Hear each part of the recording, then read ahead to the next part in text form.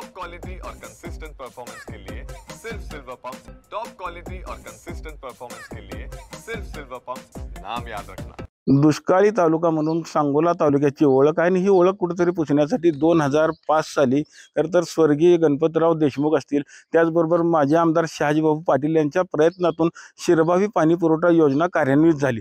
तर ही योजना कार्यान्वित होत आज जवळपास 20 वर्ष झालेली आहेत आणि या योजनेमुळे सांगोला तालुक्यातील 82 गावं आणि 550 वाड्या वस्त्यांना खरं तर या पाण्याचा लाभ होत होता।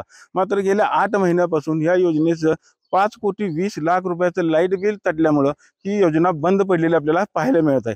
चंद्रभागेच्या पात्रातून पाणी उचलून याच योजनेमध्ये खरं तर आणलं जात होतं। आपण जर आता बघितलं तर इथं जो हौद आहे फिल्टर करण्यात, तो आता कोरडा ठाक पडलेला आपल्याला पाहायला मिळत आहे। अक्षरशः इथं चिखल राडा देखील झालेला आहे। मात्र 8 महिन्यापासून ही योजना बंद पडल्यामुळं जे काही 82 गावं असतील किंवा 550 वाड्या वस्ती असतील, त्याचबरोबर ज्या सूतगिरणीला जे तिथलं पाणी जात होतं, त्याचबरोबर सांगोला नगर परिषदेतील काही भाग असतील, या सगळ्या भागांना आता खरं तर पिण्याच्या पाण्याचा सामना करावा लागत आहे। एकंदरीत ऐन उन्हाळ्यामध्ये ही खरं तर योजना बंद पडली असल्यामुळे दुष्काळी भागातील लोकांनी आता दोन्ही आमदारांनी म्हणजे बाबासाहेब देशमुख असतील किंवा शहाजीबाबू पाटील असतील यांनी पाठपुरावा करून लवकरात लवकर ही योजना पुन्हा चालू करावी आणि याच्यात दुष्काळाच्या झळा जे आता यांना भोगावे लागतात त्यातून सुटका व्हावी अशी मागणी खरं तर येथील नागरिकांनी केलेली आपल्याला आता पाहायला मिळत आहे।